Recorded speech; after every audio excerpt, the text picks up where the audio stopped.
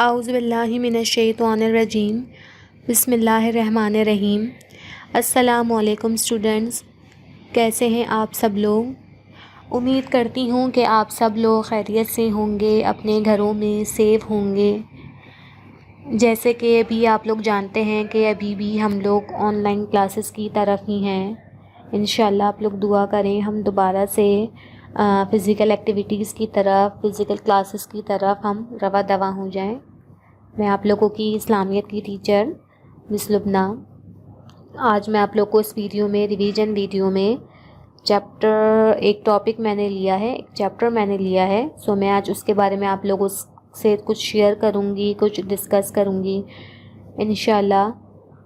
مجھے امید ہے کہ آپ سب لوگ میری اس پوری ویڈیو کو واچ کریں گے، سنیں گے اس کو۔ سو اسٹوڈنٹس، یہ آپ لوگوں کی اسلامیت کی کتاب ہے، اسلامیت ہماری سب سے پیاری۔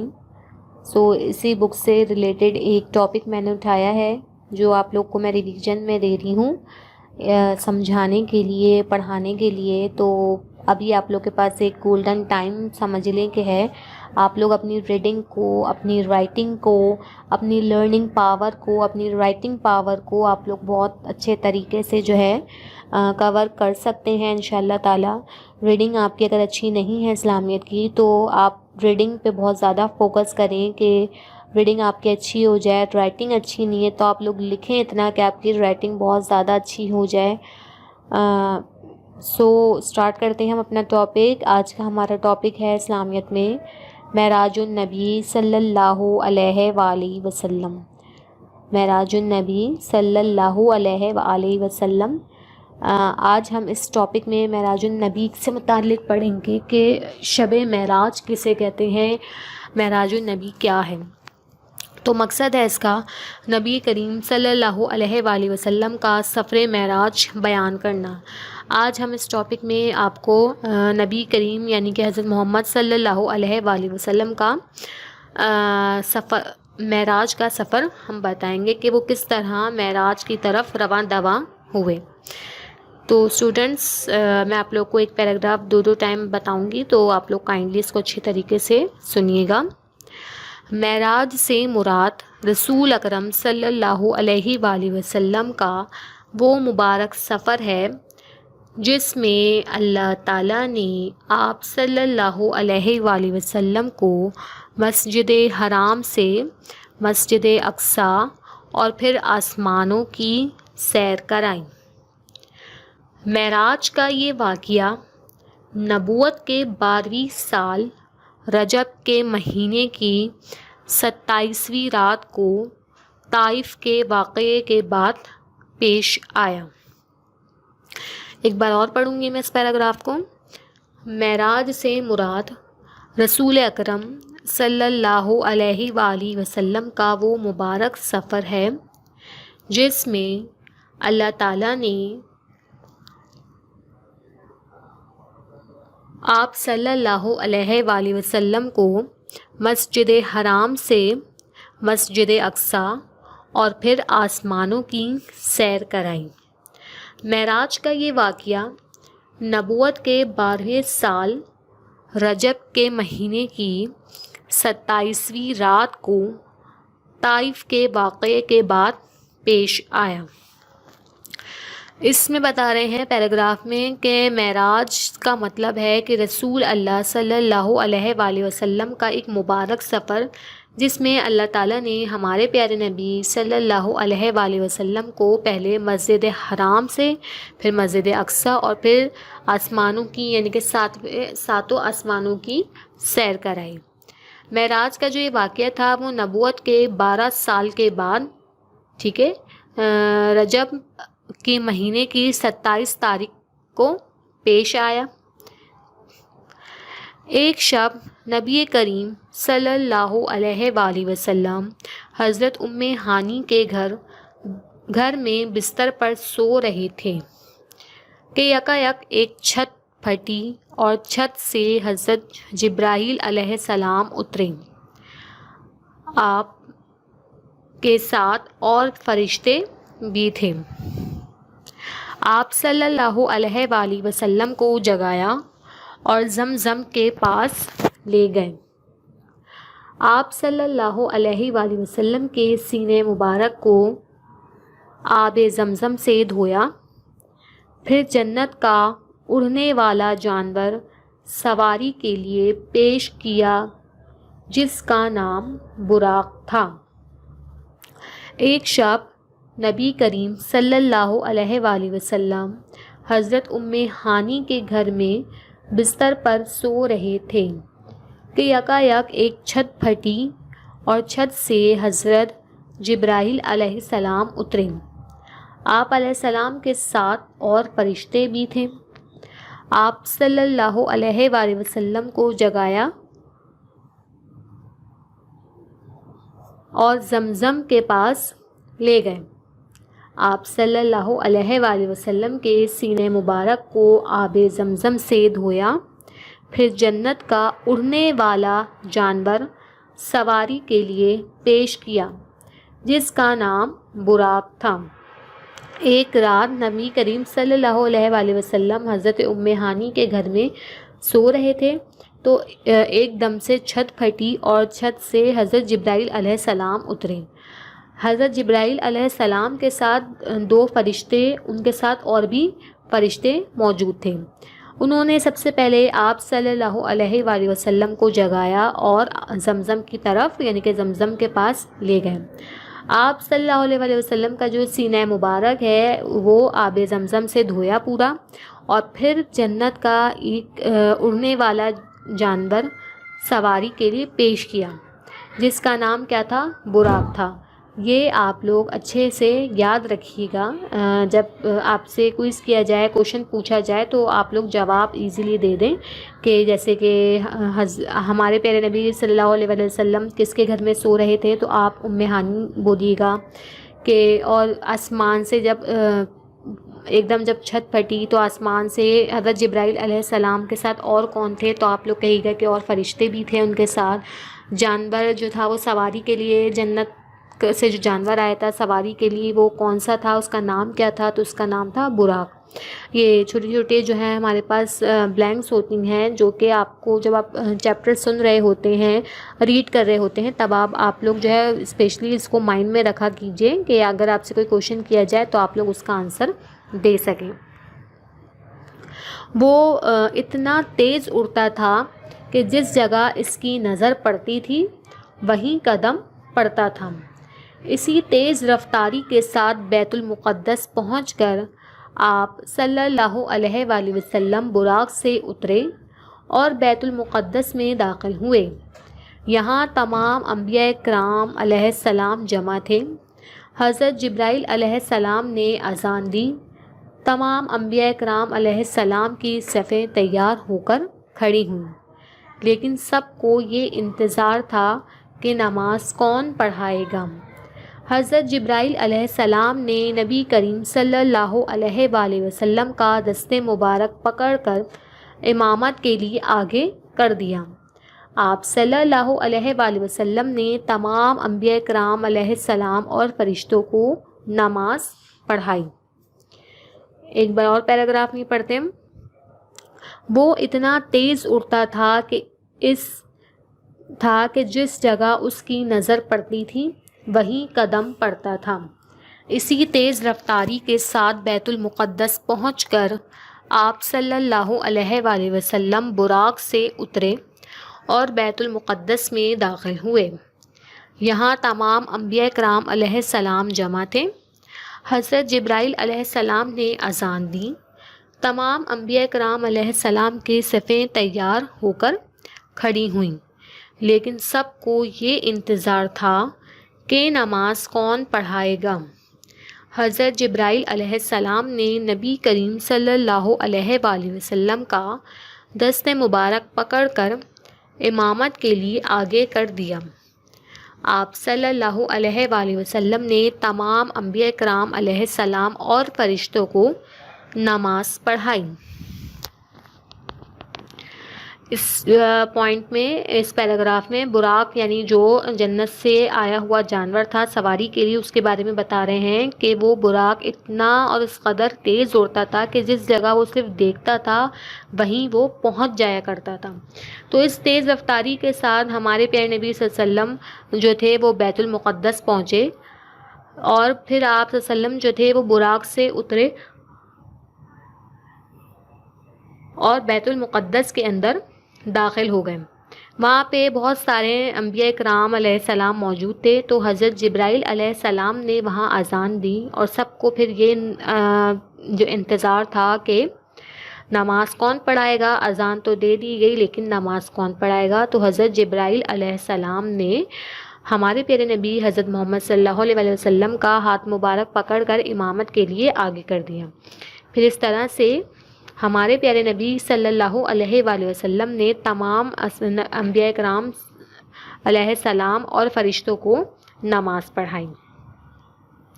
اس کے بعد آپ صلی اللہ علیہ وآلہ وسلم کو آسمانوں کی معراج کا شرف حاصل ہوا۔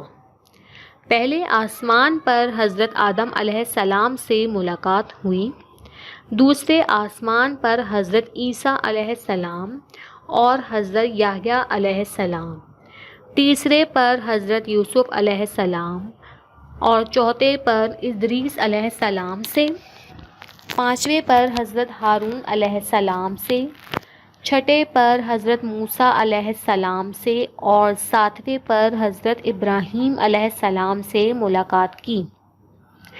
اس کے بعد آپ صلی اللہ علیہ وآلہ وسلم کو آسمانوں کی معراج کا شرف حاصل ہوا۔ پہلے آسمان پر حضرت آدم علیہ السلام سے ملاقات ہوئی، دوسرے آسمان پر حضرت عیسیٰ علیہ السلام اور حضرت یحییٰ، تیسرے پر حضرت یوسف علیہ السلام سے اور چوتھے پر حضرت ادریس علیہ السلام سے، پانچویں پر حضرت ہارون علیہ السلام سے، چھٹے پر حضرت موسیٰ علیہ السلام اور ساتویں پر حضرت ابراہیم علیہ السلام سے ملاقات کی۔ جب حضرت جبرائیل علیہ السلام نے اذان دی اور امامت کے لیے ہمارے پیارے نبی صلی اللہ علیہ وآلہ وسلم کا ہاتھ مبارک آگے کر دیا، تو ہمارے پیارے نبی نے کیا کیا، وہاں فرشتوں کو اور انبیاء کرام علیہ السلام کو نماز پڑھائی۔ اس کے بعد نماز پڑھانے کے بعد جو ہے ہمارے پیارے نبی صلی اللہ علیہ وآلہ وسلم کو تمام آسمانوں کی معراج کا شرف حاصل ہوا، یعنی کہ انہوں نے تمام 7 آسمان ہیں ہمارے، انہوں نے ساتوں آسمانوں کی سیر کی۔ جب وہ پہلے آسمان پر پہنچے تو ان کی ملاقات جو ہے وہ حضرت آدم علیہ السلام سے ہوئی۔ جب وہ پہلے آسمان پر پہنچے تو ان کی ملاقات حضرت آدم علیہ السلام سے ہوئی۔ پھر جب وہ دوسرے آسمان پر گئے تو وہ حضرت عیسیٰ اور حضرت یحییٰ علیہ السلام سے ملے۔ پھر جب وہ دوسرے آسمان پر گئے تو وہ حضرت عیسیٰ اور حضرت یحییٰ علیہ السلام سے ملے۔ اسی طرح جب وہ تیسرے آسمان پر پہنچے تو حضرت یوسف علیہ السلام سے ملے۔ اسی طرح جب وہ تیسرے آسمان پر پہنچے تو حضرت یوسف علیہ السلام سے ملے۔ پھر چوتھے پر حضرت ادریس علیہ السلام، پانچویں پر حضرت ہارون علیہ السلام، چھٹے پر حضرت موسیٰ اور ساتویں پر حضرت ابراہیم علیہ السلام سے وہ ملے، یعنی کہ ان سے ملاقات کی۔